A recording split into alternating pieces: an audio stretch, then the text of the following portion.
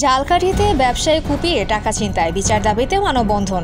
ঝালকাঠির নলছিটিতে ব্যবসায়ী নজরুল ইসলাম হাওলাদারকে কুপিয়ে টাকা ছিনতাইয়ের প্রতিবাদে এবং জড়িতদের দ্রুত গ্রেফতার ও বিচারের দাবিতে মানববন্ধন অনুষ্ঠিত হয়েছে।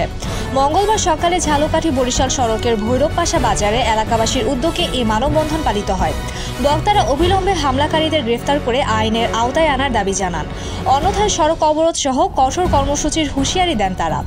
উল্লেখ্য, গত রোববার রাত 11টার দিকে বাজার থেকে বাড়ি ফেরার পথে ভৈরবপাশা ইউনিয়নের ছোট প্রেমহার এলাকায় ব্যবসায়ী নজরুল ইসলাম হাওলাদার দুর্বৃত্তদের হামলার শিকার হন।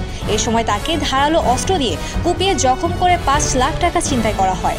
বর্তমানে তিনি বরিশাল শেরেবাংলা মেডিকেল কলেজ হাসপাতালে চিকিৎসাধীন রয়েছেন। তার শরীরে একাধিক কোপের চিহ্ন রয়েছে।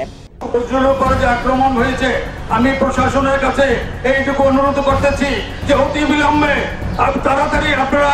মানুষ সহ্য করতে পারে না, একটা কাঁথা তোমাকে মা সেলাই করে তার গলা ওইভাবে অন্তত 25-30 সেলাই করেছে। আমি জানিও না সেলাই